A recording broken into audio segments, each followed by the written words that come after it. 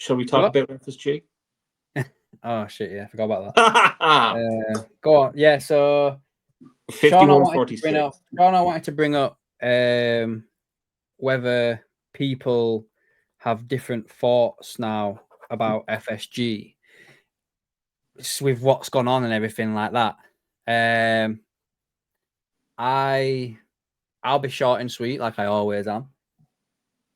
I think people now can't rewrite history with what happened in the past because of recent success. Like, as I've said a long time, FSG have done good, they've done bad. Obviously, now some of the good stuff that they've done in the past has come to a fruition now where we've been able to spend a bit of money. Do you know what I mean? Like bringing some top players. Fucking hell, I sound like fucking someone else there. Brendan Rodgers or Stevie Gerrard or something. Top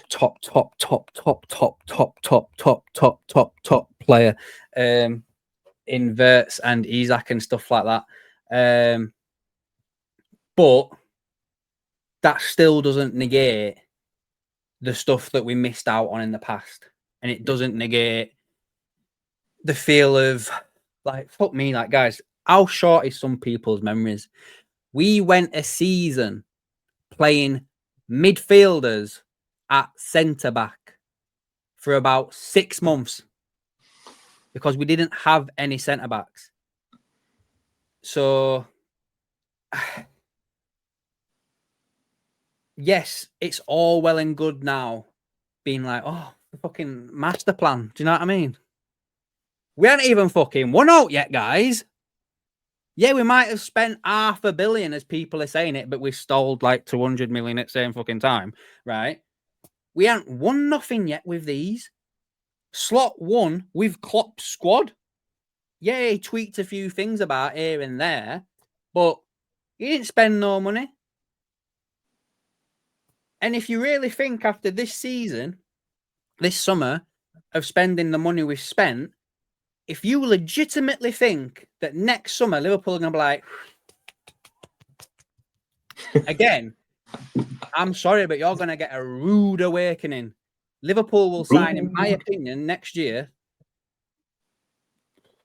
4 players, 3 players. I think they sign a Salah replacement. I think they sign another 6 and 2 centre-backs. That's it. That will be your lot next summer. There'll be no drastic midfielder comes in or anything like that. Won't be signing no fucking 50 million, not 50 million, 500,000, $100 billion fucking player. But none of this shit. None of that will happen. We're probably going to sign. Probably the biggest players we're going to sign next summer for me right now is Elise and Adam Wharton. And people will be like, well, yeah, but that's going to be like 100 million each. I'll be like, yeah, but we'll probably sell Salah for 90 million. We'll sell Alisson for about 80 million. Them 2 players there cover it. Do you know what I mean? Anyway, done. You go, mate. One thing hello, Doug, and question for you. Jedward? Fucking Jedward? Okay. So, I mean, everyone is... I've written this down because I actually saw this video, Anfield Agenda, and a video that Craig Holden did about, was he wrong all along about FSG and all of that? And I thought it was a good video. I won't say any more about it, but I mean, everyone knows I was wary of these owners after Gillette and Hicks. I wasn't quick to judge them. Nor was I quick to call them our saviors or kiss ass. I believe that Liverpool would have survived despite FSG, then called NESV. The first 2 years I, studied them because I felt like, okay, we've already had a bad experience with the previous owners. Once bitten, twice as shy. They were going to have to gain my trust. And I would have thought that would have been the majority of the fan base. They weren't just going to give it all up and say, oh, you're our saviors and all this sort of shite. But the first 2 years, I saw things that concerned me. Obviously, the lack of commitment in the transfer window, the constant talk of Moneyball policies where we have to sell to buy. I mean, how do you build a squad to do anything when you have that? And the personnel changing, and players changing on and off the field. How do you gel with, as a team like that? So I started studying up on FSG, and then formed Fenway We Come Not to Pay. And going back to what I was saying, I believe that there's some members of the fan base, media, YouTubers, and podcasters set the bar so low with FSG. Their only aim was to be better than Gillette and Hicks. And then if you questioned FSG, you were asked, "Oh, well, what do you want, another Gillette and Hicks?" And that to me was ridiculous. And then obviously you saw a massive divide within the fan base, and it was poison. It was absolutely poison on social media. For the first time for as long as I've known, there was this, locals versus out of towners. One had bragging rights that they were the real true fans, while the rest of us were branded as glory hunters and plastics. So therefore, you couldn't say anything about these owners. You were told, "Oh, you're too busy playing Premier League manager." But the certain blunders that FSG had made, and again, people have short memories. The £77 ticket increase, the walkout in 77. Adam has his views on that, so do I. Attempting to trademark Liverpool, not great. Obviously, Moneyball policies, lack of commitment in the transfer window, furlonging of staff during COVID. Bit of a shitty deal there. The attempted formation of the Super League, known full well that when they bought Liverpool Football Club, that there were certain rules and regulations within entering the Premier League, where if they set up a breakaway league that was going to have them expelled from the Premier League, they would have lost everything. History, everything that Liverpool was all about. They didn't mention it to Klopp. They didn't mention it to the players. We were left with egg on our faces. The fact that FSG were in cahoots with the Glaziers with Project Big Picture, that gives some concern or cause for concern. Google it, Project Big Picture. Also, the documents published from the Supreme Court case over the purchase of the club was very damning and telling. I mean, referring to, changing fans into customers, talking about stealing the club, the talks of FSG's bid being bottom of the barrel deal. Now, going back to the summer window, people are asking, where the FSG out brigade now? And I've heard certain podcasts and YouTubers saying, in order to win a squabble, they want to see Liverpool wobble, which is absolutely complete and utter bullshit. There is no Liverpool fan on the face of this planet that wants to see Liverpool wobble, to be right about these owners. Nobody. So whoever's thrown that narrative is being untrue and insincere and disingenuous completely.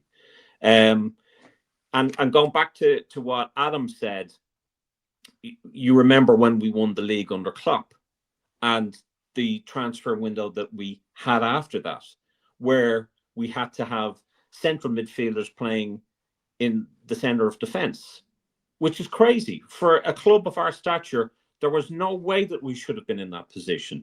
We didn't build on the success that we gained. And therefore, we're not in a situation to build a fortress. Again, as I keep saying, opinions are like arseholes. Everyone has one. It doesn't mean that because if you have a difference of opinion, that it makes you an arsehole. We all love Liverpool, and we all have different views of how we gain success. But we back the club 110%, the players, the coach, the staff. In terms of this summer window, I was happy with the business, without a doubt. I gave it 8 out of 10, not because of the lack of Richard Hughes or FSG. I think they gave Arne Slot, finally they gave Arne Slot the tools to build a team for himself. I obviously take 2 off it because of the fact that we didn't get Gahey, and I think we're now short in defence. I also think that FSG and the club, FSG and Richard Hughes and Edwards, were unbelievable at how they dealt with Diego Jota's passing. I think they were incredible. And that's when I kind of, you know, gained some sort of respect for them. You know, I think when you show that family ethos that Liverpool have, and when you have it from someone that is in Boston, I think they really, you know, I was really, really impressed with them. I do believe that if they had a backed Klopp, we would have won more. And as I keep saying, this is the summer that we've always wanted. Those who are FSG out, those who are FSG sorted out, this is the summer that we wanted. It's not about spunking money up against the wall. It's not about throwing money about the place. It's necessary spending. And again, that's a narrative that was pushed by the Told the Liners, those main YouTubers and podcasters and journalists that didn't want to lose their exclusives with the club. So therefore, they put out this positive thing about FSG. The only time that they ever really questioned them was the formation of the Super League, or the attempted formation of the Super League. But this summer we were absolutely ruthless in terms of our the way that we went about our business. Fantastic. But we definitely need to look at doing something in January with the centre back position. I don't expect FSG to spend an absolute fortune every season. Again, I'm happy enough if it's necessary spending. I think the transfer window should be looked at as an opportunity to strengthen the squad. And if they see a weakness in the squad, they need to strengthen it. It can't be put on the long finger.